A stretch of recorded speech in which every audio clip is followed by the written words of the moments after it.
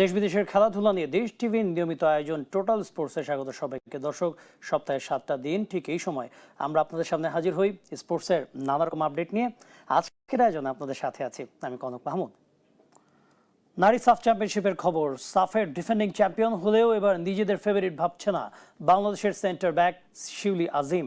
এবারের আসরে ভারত ও নেপালকে শিরোপার দৌড়ে এগিয়ে রাখতে চান তিনি, তবে নিজেদের সেরাটা দিয়ে শিরোপা ধরে রাখার সুযোগ পেলে কাজে লাগাতে চান এই footballer.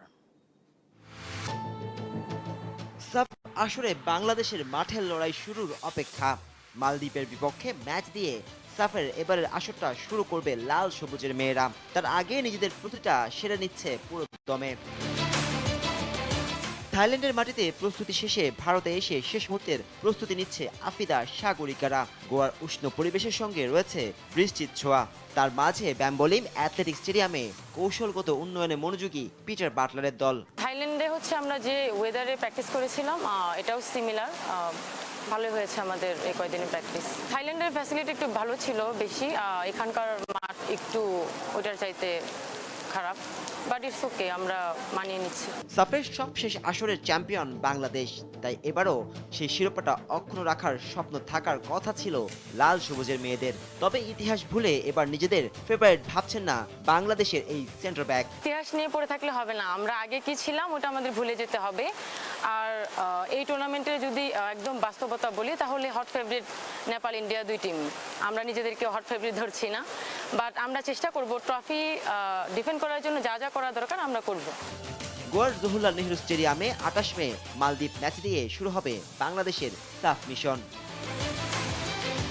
Najmus Sakib, sports desk, Desh TV. Total sports একটা বিরতি দিচ্ছি, ফিরছে একটু পর, সাথেই থাকুন। বিরতির পর আবারও ফিরে এলাম টোটাল স্পোর্টসে, সাথে আছি আমি কনক মাহমুদ। বাংলাদেশ ফুটবলে যুক্ত হতে যাচ্ছেন আরও দুই প্রবাসী ফুটবলার, তারা ফারহান আলী ওয়াহিদ এবং তার ভাই রায়হান আলী ওয়াহিদ। বাফুফের সভাপতি ফাহাদ করিম নিজেই তথ্যটি নিশ্চিত করেছেন। নভেম্বরে সাফের আগে তাদের দুজনকে পাওয়ার আশার কথা জানিয়েছেন বাফুফের এই সহসভাপতি। এক হামজা চৌধুরী যেন পাল্টে দিয়েছে পুরো বাংলাদেশের ফুটবলের চিত্র। তার আগমনে লাল সবুজ জার্সি গায়ে জড়ানোর আগ্রহ দিন দিন বাড়ছে প্রবাসী ফুটবলারদের মাঝে। কিছুদিন আগে বাংলাদেশ ফুটবলে যুক্ত হয়েছেন যমজ দুই ভাই ডেকলান ও রোনাল্ড সোলেভান। এবার বাংলাদেশ ফুটবলে আরও দুই ভাই যুক্ত হচ্ছেন, ফারহান ও রায়হান ওয়াহিদ। গত মাস থেকেই তাদের সাথে বাফুফে যোগাযোগ করতে শুরু করে। ফারহান মূলত ইংলিশ ক্লাব ফুলহ্যাম অনূর্ধ্ব 21 দলের হয়ে খেলছেন। এর আগে তিনি চেলসির বয়সভিত্তিক দলেও খেলেছেন। গত মৌসুমে ফুলহ্যামের হয়ে সেরা খেলোয়াড় নির্বাচিত হয়েছেন ফারহান। দুজনের সকল ডকুমেন্টস কালেক্ট করে ফেলি এবং আমরা কিছুটা প্রিলিমিনারি কাজও করেছি।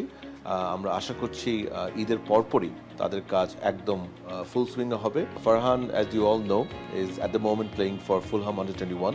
He is playing Premier League 2, যেখানে উনি কিন্তু মাল্টিপল অকেশনে player of the month nomination পেয়েছিলেন এবং লাস্ট নভেম্বরে he was actually the player of the month. ইতিমধ্যে ফারহানের পাসপোর্ট তৈরির কাজ চলমান আছে। আসন্ন সাফ ও সেপ্টেম্বরে ফিফা উইন্ডোতে তাকে পাওয়ার আসার কথা জানিয়েছে বাফুফের সহসভাপতি। আমাদের সেপ্টেম্বর উইন্ডোতে আমাদের যে টুর্নামেন্টটা আমরা চিন্তা করছি বাংলাদেশে অর্গানাইজ করব, কিংবা আমরা কোনো একটা টুর্নামেন্ট বিদেশে যাব, বাট সেখানে definitely we are looking forward to welcome Farhan. But most importantly নভেম্বরে যে সাফ হবে ইনশাআল্লাহ, সেখানে definitely we would like to have him. So we are expecting him both for the September window and November window. তবে রায়হান আলী ওয়াহিদকে নিয়ে ভিন্ন পরিকল্পনা আছে বাফুফের। তাকে বয়সভিত্তিক দলে খেলানোর কথা জানিয়েছেন বাফুফের সহসভাপতি ফাহাদ করিম। ফারদিন সাজু, দেশ টিভি, ঢাকা। দর্শক, এই ছিল টোটাল স্পোর্টসের আজকের আয়োজনে। ধন্যবাদ সঙ্গে থাকার জন্য।